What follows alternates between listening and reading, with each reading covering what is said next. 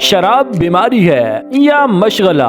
Pakistan cigarette नोशी, cheers, heroine और शराब जैसी लानत से भरा पड़ा है। पाकिस्तान में शराब के मुख्तलिफ नाम हैं, लेकिन खासकर देसी शराब में ठरा और कुप्पी है जो आम लोग इस्तेमाल करते हैं। देसी शराब का ज्यादा नुकसान होता है। इसे तजुर्बा करने के लिए एक गोश्त का टुकड़ा लेकर उस पर शराब डालें तो उसमें सुराख हो जाता है और यही शराब हमारे बदन को नुकसान पहुंचाती है। शराबी शराब को शेरनी का दूध कहता है, लेकिन ये उसके जिगर को, किडनी को और बड़ी आंत को कैंसर में तब्दील कर देती है। कुछ लोग शराब कभी कभार पीते हैं और कुछ जो जगह का, वक्त का और मिकदार का कंट्रोल खो बैठते हैं उसे शराबी कहते हैं। शराब एक बीमारी है जो जानलेवा भी साबित होती है। शराबी जब वक्त का, जगह का और मिकदार का कंट्रोल खो बैठता है तो उसे शेवरिंग होती है और दिमाग और जुबान उसके कंट्रोल में नहीं रहती। ये घर में वहमी,